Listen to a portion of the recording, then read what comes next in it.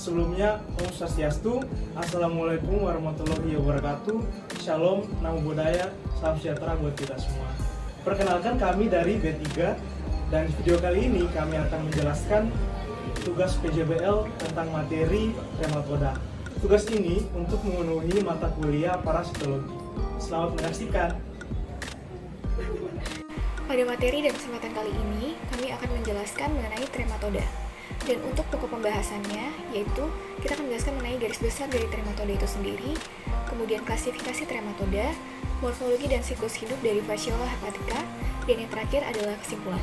Sebelumnya izinkan saya untuk memperkenalkan anggota kelompok kami, yaitu yang pertama ada Aura Cynthia Kurniawan dengan NIM akhir 033, lalu yang kedua ada Suci Ramadhani dengan NIM akhir 040, lalu yang ketiga ada Nurma Sanita dengan NIM akhir 044, lalu yang keempat ada Elisa Faresa dengan NIM akhir 050, lalu yang kelima ada saya sendiri, James Rivaldo Pole dengan NIM akhir 051, lalu yang terakhir ada Beatrice Tria Putri Purba dengan NIM akhir 056. Trematoda atau yang disebut juga cacing isap adalah kelas dari anggota hewan tak bertulang belakang yang termasuk dalam filum Platyhelminthes dan yang terdiri dari dua suku kata yaitu platy artinya pipi dan helminthes artinya cacing. Cacing trematoda ini termasuk ke dalam kelompok hermafrodit karena dalam tubuhnya memiliki dua alat kelamin yaitu ovarium dan anterior testis. Tubuhnya dilapisi dengan kutikula untuk menjaga agar tubuhnya tidak tercerna oleh inangnya dan mempunyai alat penghisap dan alat kait untuk melekatkan diri pada inangnya. Pada daur hidupnya, cacing ini memiliki inang utama sebagai tempat hidup saat dewasa dan inang perantara sebagai tempat hidup saat stadium larva. Selanjutnya adalah taksonomi dari trematoda.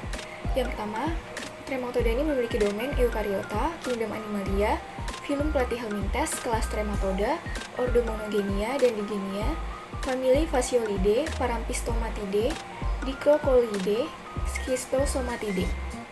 Kemudian trematoda mencakup 18.000 hingga 24.000 spesies. Terbagi menjadi dua subkelas, yaitu subkelas kecil Astidogastrea mencakup sekitar 100 spesies.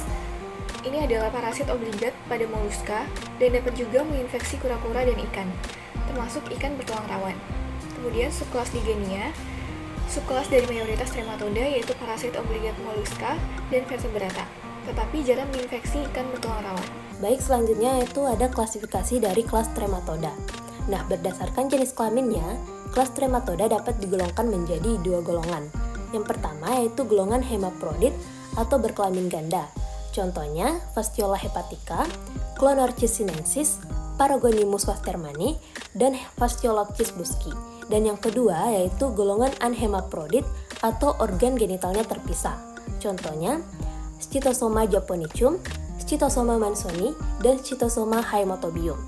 Selanjutnya, ada pembagian trematoda berdasarkan habitatnya, dibagi menjadi 4. Yang pertama, ada trematoda usus, contohnya Fasciolopsis buski, Heteropidae, Echinostoma ilocanum. Yang kedua, ada trematoda hati, contohnya Fasciola hepatica, Opitorchis felineus, Clonorchis sinensis, dan Opistorchis viverini. Yang ketiga, ada trematoda paru-paru, contohnya Paragonimus westermani. Dan yang terakhir, ada trematoda darah, contohnya Scitosoma japonicum, Scitosoma mansoni, dan Scitosoma haemotobium. Namun pada materi kali ini, kelompok kami hanya membahas lebih spesifiknya lagi mengenai kelas trematoda hati, khususnya pada spesies Fasciola hepatica. Baik, selanjutnya yaitu taksonomi dari Fasciola hepatica. Fasciola hepatica termasuk dalam kingdom Animalia, filum Platyhelminthes, kelas trematoda, ordo Echinostomida, famili Fasciolidae, genus Fasciola, dan spesies Fasciola hepatica.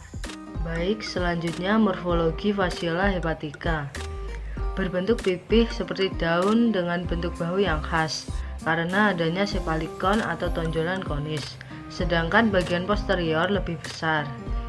Panjangnya 20-30 mm dan lebar 8-13 mm. Mempunyai dua buah batil lisap atau suker, yaitu oral suker dan ventral suker yang sama besarnya. berdiameter kurang lebih 1-1,5 mm. Trakus digestivus mulai dari paring dan noesopagus yang pendek dan khas. Intestinal pecah menjadi 2 sekum yang berbentuk seperti huruf Y yang terbalik dan masing-masing sekum bercabang sampai ujung posterior. Testis sebanyak 2 buah dan bercabang-cabang kecil sehingga disebut dendritik. Ovarium bercabang-cabang terletak dekat testis. Kelenjar vitellaria bercabang-cabang secara merata di bagian lateral dan posterior.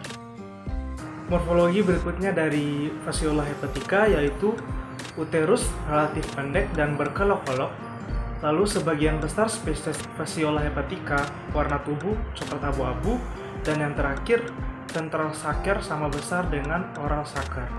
Selanjutnya ada morfologi tersendiri dari telur fasciola hepatica, yaitu yang pertama telur besar berbentuk okal dan beropekulum, lalu yang kedua ukuran panjang 130 hingga 150 mikrometer dan lebar 60 hingga 90 mikrometer. Yang ketiga, dinding satu lapis tipis, dan yang terakhir berwarna kuning kecoklatan. Baik, di sini saya akan menjelaskan dari siklus hidup cacing hati atau fasciola hepatica.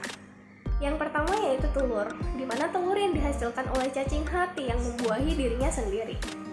Nah, fasciola hepatica itu bisa membuahi dirinya sendiri karena masuk ke dalam organisme hermaprodit. Di mana hermaprodit adalah organisme yang memiliki 2 jenis alat kelamin, yaitu jantan dan betina. Oleh karena itu, cacing hati bisa membuahi dirinya sendiri tanpa memerlukan lawan jenis untuk saling membuahi. Kemudian, cacing hati dalam sekali bertelur itu bisa menghasilkan 100.000 telur. Cacing hati yang hidup di dalam hati hewan mamalia itu akan menyalurkan telur-telurnya ke dalam empedu.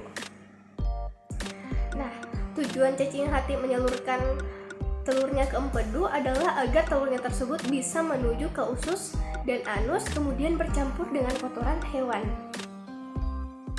Baik, selanjutnya yaitu cacing hati yang sudah tercampur dengan kotoran hewan mamalia akan dikeluarkan oleh hewan mamalia saat buang air besar. Nah, kotoran hewan yang sudah bercampur dengan telur cacing hati atau fasciola hepatica akan terbawa oleh siklus hujan hingga menuju sungai atau tempat yang berair. Telur membutuhkan tempat yang basah atau lembab untuk berubah menjadi larva. Larva cacing hati yang biasa disebut dengan mirasidium. Setelah telur berubah menjadi larva, kemudian larva akan mencari inang untuk hidup seperti hewan sejenis siput atau keong. Nah, kemudian larva yang masuk ke dalam tubuh siput akan berubah sebanyak 3 kali, yaitu sporikista, redia, dan serkaria. Nah, pada fase mirasidium ini membutuhkan waktu 10-12 hari hingga larva berubah menjadi serkaria.